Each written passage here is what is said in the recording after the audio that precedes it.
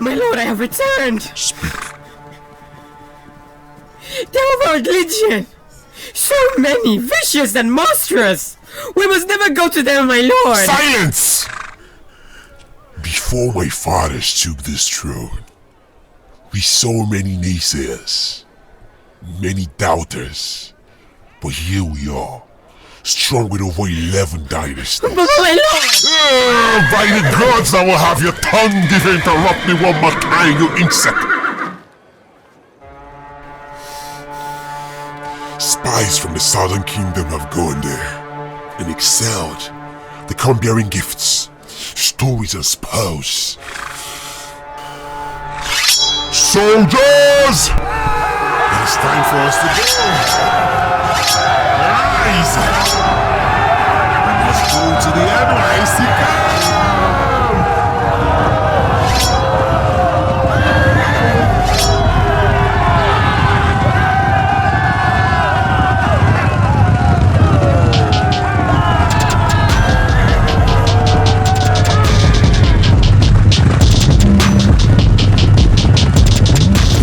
Glory, power, adventure, oil.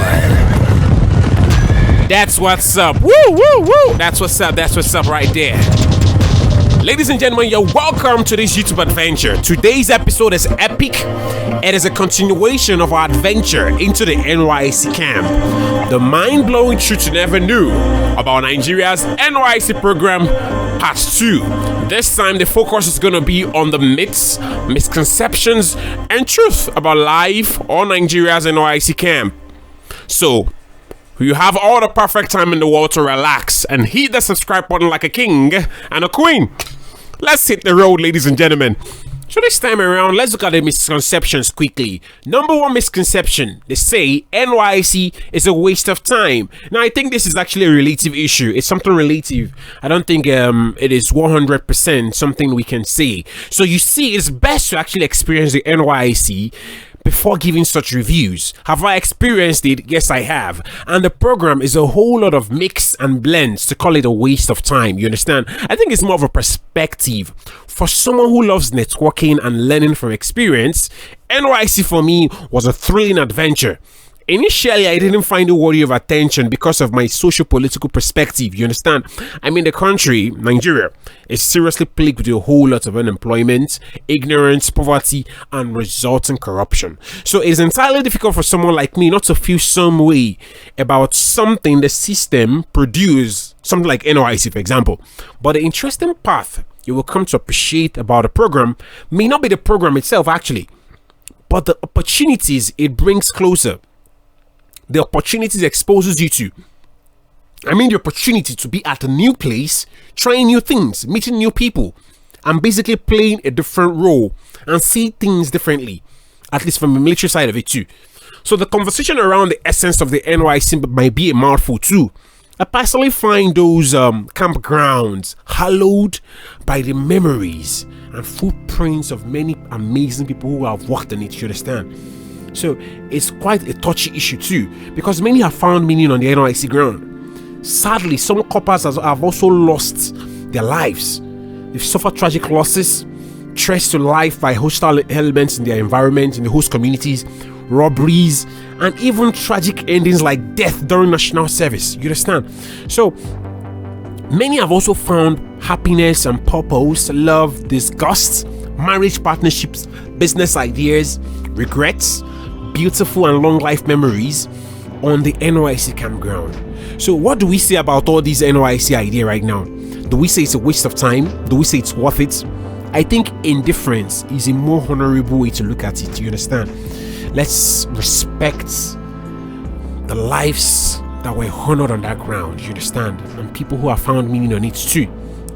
So, but on a lighter note, anyway, it's getting too much around here. My camp experience was more about the opportunities, you understand? It felt good meeting different people, all from different backgrounds, one nation, but sometimes even out of the nation too, because some people who schooled out of the country also came around.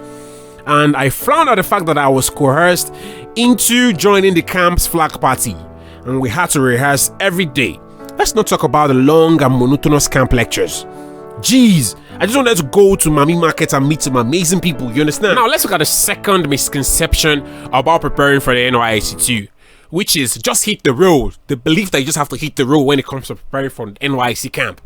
Now, this is probably one of the most absurd assumptions anyone can afford to make about preparing for anything actually. The program is basically camp life for 3 weeks and over 11 months of active service outside your comfort zone. Do you understand? So you can't just hit the road. You will need to prepare. I mean, prepare yourself for the registration knowledge, resources, and even backup camp whites, car keys, white shoes, and NYSC boots, jungle boots of course. When it comes to preparing in Nigeria, it is best to have surplus of everything, you understand? If you're preparing for anything in Nigeria, it is best you have surplus and never need it than to have zero to little resources. It is best to have enough and never need it than to have zero to little resources, you understand? So from experience, I can tell you registration for the NYSC program may get hectic, yeah. Arrival on camp and sorting you into your hostels might even wear you out too. The biggest blow might be finding out your vests and shorts, khakis, and even jungle boots will never fit you. That is crazy.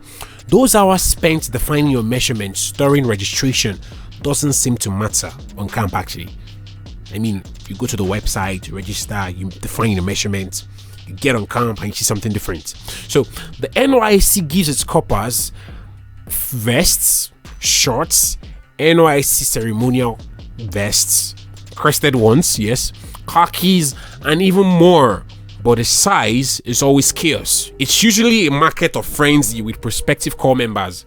You see prospective corps members exchanging shoes, khakis, and even more amongst themselves. It's actually a crazy day. First day on camp, or when they're actually matching clothes and vests, khakis, shoes, is actually a market. It's crazy. So if you're comfortable hustling your way to camp tailors for slim feet, or just wearing what you are given, then it's fine to hit the road. But if size matters to you, you better come with backup plan, backup things. As for preparation, money is important. Mosquito nets, buckets, soap, power banks, secure duffel bags, or travel boxes, and everything you need to stay sane on camp for 3 weeks. It's best to get these things from home. If you hit the road anyhow, you may have yourself to blame. Everyone is ready to sell you things at the camp. Everyone. Be prepared. Food is another thing you will need. Interestingly, the camp kitchen handles the meal. Basically, corps members are split into camp platoons, like a unit or group, you understand? So each platoon handles camp sanitation and cookings. But it's highly important you have planned enough money to see you through camp. There is camp food. There is food in the Mami Market ready for sale. Make your choice or blend the choices. It's your choice.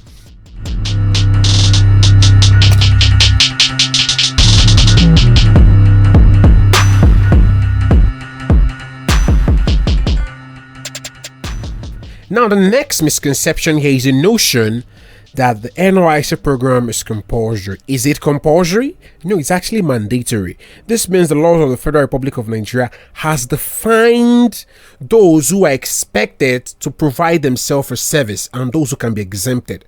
For example, it is for all graduates of the Polytechnic and University in Nigeria who desire to work in Nigeria and are under 30 years of age. These group of people will have to report to camp after graduation. Now, this means whether you are schooling home or abroad, as long as you seek a career in Nigeria, you will need to join the NYSC service. So the law demands all employers of labor to request the certificate of participation from all employees upon employment offer. So if you get a job, you will need to submit your NYSC certificate. The law demands that. Now, can the NYSC be avoided, the service program? Maybe not avoided actually, but you can be exempted. Exactly. Remember, it's mandatory, not compulsory. So the NYSC Act makes provision for persons who need exemption from the service program. Now, these are the grounds on which you can be granted exemption. Number one, you must be someone above 30 years of age, probably university graduate or polytechnic graduate, 30 years, above 30 years of age, yes. Then the second one, persons who already served the nation via the army or police force in a service duration not less than 9 months. These kind of guys do not need to undergo the NYSC's program. Now, persons with diploma and other professional qualification outside polytechnics and universities, these guys do not need to undergo any service. Then the next guys here are people who are already conferred national awards like honors and recognitions. This group of guys are VIPs. Come on, they serve the nation already. They don't need to undergo extra service. In fact, they're even serving the nation. Come on.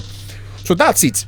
You don't want to get compulsory and mandatory all mixed up, actually. And if you have plans to join the nation as an employee in the future, in any capacity at all, this also includes people in the ministries or in civil service and more, your university degree already makes you one thing. And you need to be present for your NYSC program, actually. You either serve or raise controversies like this individual, Kemi Adeosun.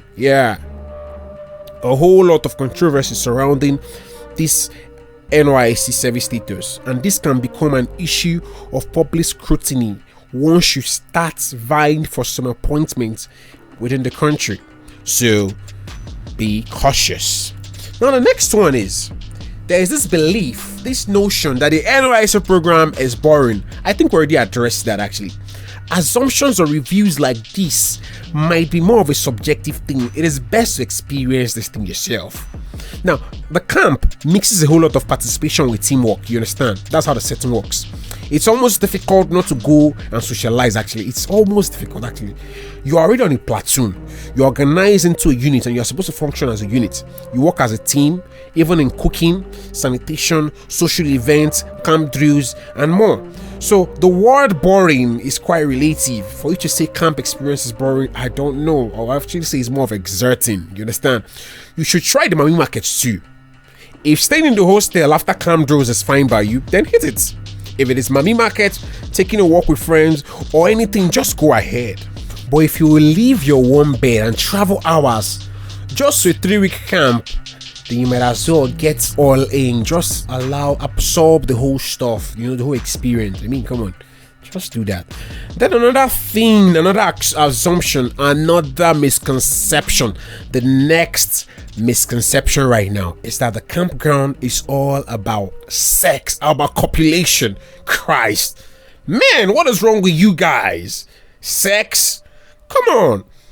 I can't believe someone actually thinks this. Like, I just said those campgrounds are hallowed and blessed by the memories and footprints of amazing people who have gone further to impact their different world. Why would you think the NYSC is all sex? Come on. Now let's clear this. I'm certain this is a one-time issue and it's been circulated almost nationwide, actually. This notion. Are these couples having sex on these holy grounds? No, I don't think of that, and I don't think so. Besides, the NYSC Camp authorities frowns at sex and other indiscriminate activities on the campground. So sex is not allowed on camp. Goodness gracious. I thought you guys wanted to serve your country. I'm open and down to talk when you guys want to talk about how couples get to propose and pursue beautiful marriages after camp. How friends meet on camp and become buddies and lifelong business partners, including old schoolmates who reunite on camp. But sex? Jeez. You guys need Jesus, man. We're trying to save our country here, man. Come on.